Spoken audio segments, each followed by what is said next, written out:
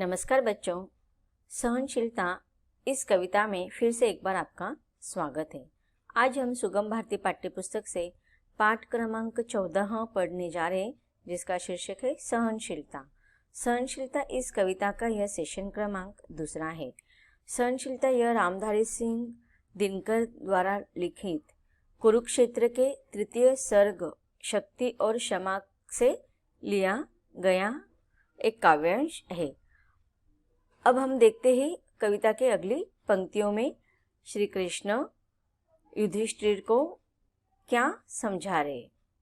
युधिष्ठिर के स्वभाव के गुणों का वर्णन करते हुए श्री कृष्ण युधिष्ठिर को समझा रहे कि आपने हमेशा दुष्ट कौरवों को अर्थात सुयोधन को हमेशा क्षमा, दया, तप और त्याग तथा मनोबल से उनको इसके सहारा लेकर आपने उनसे हमेशा अच्छाई का व्यवहार करते हुए उनसे जो वो विरोध कर रहे थे आपने हमेशा 2 कदम आगे बढ़ाकर मित्रता का व्यवहार आपने किया है।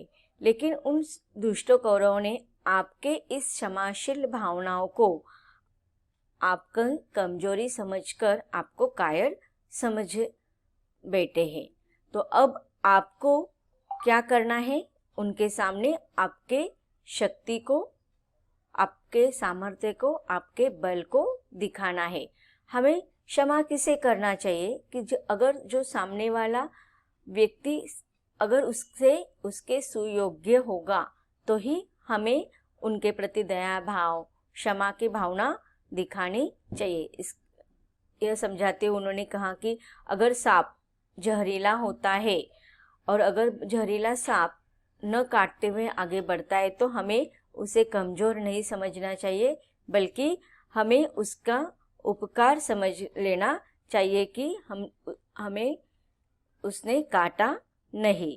अर्थात क्षमा उस व्यक्ति को ही शोभा देता है जो वीर है, जो ताकतवर है और कर्तव्यनिष्ठ है। अगर सामने वाला व्यक्ति को इस योग्य होगा तो ही हमें क्षमा करना चाहिए, नहीं तो वह हमारे इस अच्छे गुणों का गलत अर्थ निकालता है। अब यहाँ पर एक उदाहरण देकर श्री कृष्ण जी युधिष्ठिर को समझा रहे। 3 दिवस तक पथ मांगते रघुपति सिंधु किनारे, बैठे पढ़ते रहे छंद अनुनय के प्यारे प्यारे। अब देखिए यहाँ पर यह जो कथा है यह द्वापर युग की कथा है, महाभारत की कथा है और अपनी बात को समझाने के लिए श्री कृष्ण ने त्रेता युग का सहारा लिया है, अर्थात रामायण का सहारा लिया है। रघुपति किसे कहते हैं? हम श्री राम जी को रघुपति कहते हैं। अब यहाँ पर देखिए उन्होंने उस प्रसंगों को सामने रखा है श्री कृष्ण ने कि जिस समय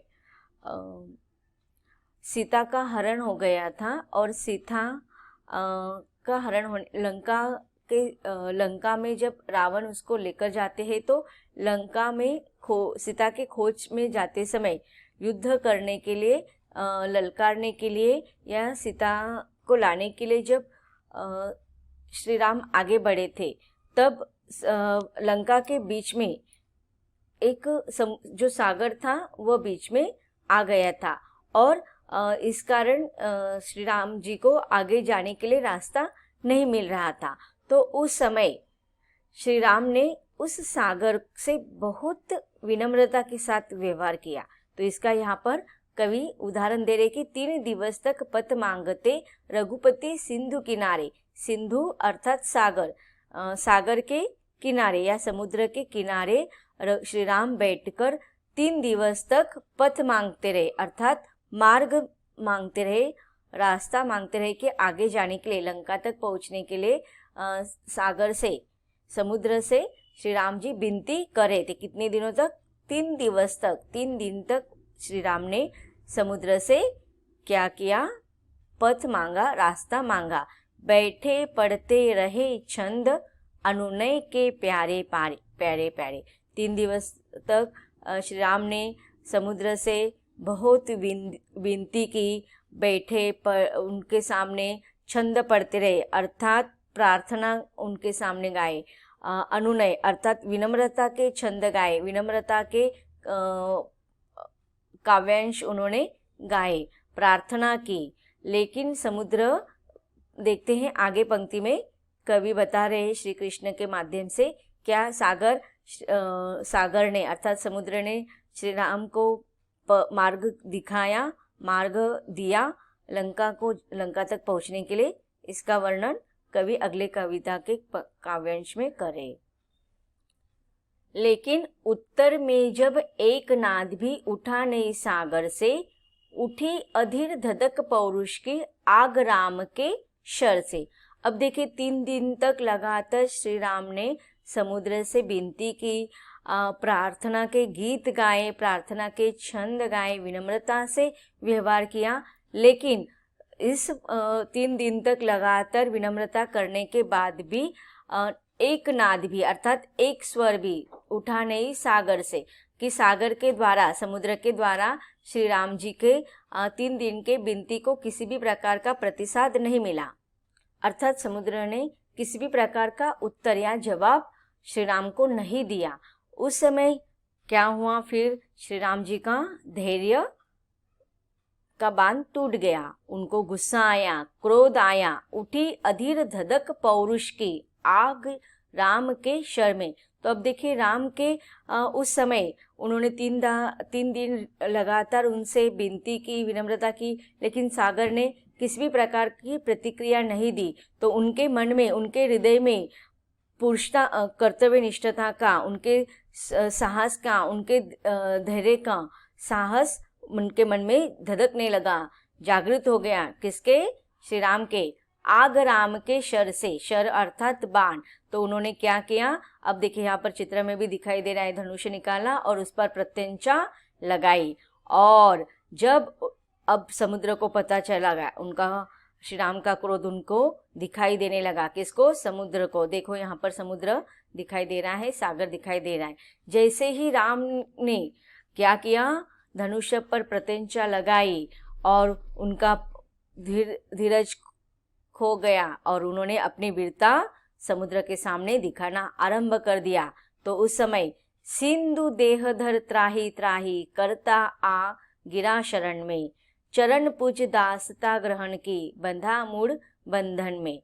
अब देखिए यहाँ पर कवि कहते हैं कि श्री कृष्ण बता रहे हैं कि जैसे ही जब तक विनती कर रहे थे राम, तब तक सागर ने कुछ प्रतिक्रिया नहीं दी। लेकिन जैसे ही वह अपनी शक्ति का प्रदर्शन करने लगे, क्रोध उनको दिखाई देने लगा, तो सिंधु मीन सागर ने क्या किया, देह धारण किया। अर्थात देखो सागर ने फिर मनुष्य रूप धारण किया और त्राही त्राही अर्थात बचाओ बचाओ, क्षमा क्षमा कहते हुए करता आ गिरा शरण में, और क्षमा क्षमा करते हुए श्री राम जी के, श्री राम के प्रभु रामचंद्र के चरण में आ गए, शरण में आ गए। तो इस प्रकार चरण पूज दासता ग्रहण की बंधा मूड बंधन में, मूड अर्थात मूर्ख।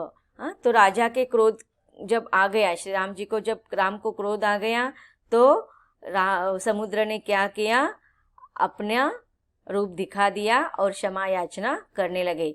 तो राम अपने बाणों से जलाकर, क्योंकि अब देखिए राम के बाण में इतनी ताकत थी कि वह एक बाण से पूरे समुद्र को सुखा सकता था, उसके पानी को नष्ट कर सकता था। लेकिन फिर भी उन्होंने अगर पहले ही दिन अगर समुद्र को इस प्रकार का रूप दिखाते तो क्या हो जाता था, वो पहले 3 दिनों के पहले ही बोल देता था। लेकिन नहीं, श्री राम ने उनको समुद्र से विनती की, पहले उनके साथ अच्छा व्यवहार किया। लेकिन जब अच्छाई का काम नहीं चला तो फिर उनको अपना साहस, अपने कर्तव्य निष्ठता, अपने बाणों की ताकत दिखानी पड़ी। और तब जाकर सिंधु ने उनको अर्थात समुद्र ने उनको आगे जाने के लिए मार्ग प्रदान किया। मूढ़ का अर्थ होता है मूर्ख। सच पूछो तो शर्मे ही बसती है दीप्ति विनय की, संधि वचन सपूज्य उसी का जिसमें शक्ति विजय की। अब देखिए यहाँ पर कवि समझाना चाह रहे हैं कि बाणों में विनीत अर्थात नम्रता अर्थात तेज का भाव तो होना ही चाहिए। सच पूछो तो शर्मे ही बसती है दीप्ति विनय की। शर मतलब क्या? बाण। बाणों की दीप्ति अर्थात तेज में किसमें होते हैं? विनम्रता के साथ। अर्थात यहाँ पर कवि कहना चाहते हैं कि हमारे अंदर शूरता होना चाहिए, हमारे अंदर धाड़स होना चाहिए, साहस होना चाहिए, लेकिन उसके साथ साथ विनम्रता, नम्रता, विनीत भाव भी उतना ही महत्वपूर्ण होता है। अगर देखिए बहुत सारे लोगों का स्वभाव होता है कि वह ताकतवर होते हैं, शक्तिशाली होते हैं, लेकिन जो कमज़ोर लोग होते हैं उनके साथ वो कैसा व्यवहार करते हैं? विनम्रता का व्यवहार नहीं करते हैं, तो वह उसके ऐसे समय उनके उस शक्ति का कुछ अर्थ नहीं होता है। तो इसीलिए यहाँ पर कवि कह रहे कि बाण में धनुष्य बाण की जो प्रत्यंचा होती है, उस बाण की अगर देखा जाए तो उसकी जो तेज है वह उसके विनीत भाव से भी होता है, विनम्रता से भी होता है। संधि वचन संपुंज उसी का जिसमें शक्ति विजय की है। अब देखिए यहाँ पर कवि कहना चाहते हैं कि जिस प्रकार से बाणों में विनीत भाव अर्थात उनके तेज भाव होने के साथ उनमें अगर नम्रता भाव होगा, अर्थात शक्ति के साथ विनम्रता होने वाले व्यक्ति के साथ ही हमेशा क्या किया जा सकता है? संधि की जा सकती है। अब देखिए कौरव कभी भी संधि नहीं चाहते थे, लेकिन पांडव हमेशा संधि चाहते थे। तो इसीलिए यहाँ पर श्री कृष्ण युधिष्ठिर को कह रहे हैं कि नहीं, ऐसे कौरव जैसे दुष्ट व्यक्तियों के साथ संधि करना कोई नहीं चाहेगा, लेकिन पांडवों के साथ, पांडव जैसे विनम्र, दयावान, शक्तिशाली, क्षमाशील व्यक्तियों के साथ हमेशा हर कोई संधि करने के लिए, मैत्री करने के लिए तैयार हो जाएगा। संधि करने के लिए लोग उसके साथ ही तैयार होते हैं और उसी के साथ वह अच्छे वचन बोलते हैं, अच्छी वाणी बोलते हैं और संपूर्ण उसी का जिसमें शक्ति विजय की, और उन्हीं की पूजा करते हैं और अंत भी उन्हीं की होती है जिसमें शक्ति विजय की। तो देखो किसकी विजय होती है? जिसमें विनम्रता का भाव होता है। लेकिन अगर शक्तिशाली लोगों को सामने वाला व्यक्ति कायर समझता है तो उनको अपने शक्ति का प्रदर्शन जरूर करना चाहिए। अब हम इस कविता के काव्यांश के समानार्थी शब्दार्थ देखेंगे और भावार्थ इसका हम देखेंगे। शब्दार्थ है यहाँ पर देह शरीर, त्राही त्राही, बचाओ बचाओ, दास्ता गुलामी, मूड मूर्ख। प्रसंग सहित व्याख्या इसके हम देखेंगे। प्रसंग में आप लिखेंगे प्रस्तुत पंक्तियां हमारी पाठ्य पुस्तक सुगम भारती कक्षा 6 में संकलित कविता सहनशीलता से ली गई है। इसके कवि है रामधारी सिंह दिनकर जी।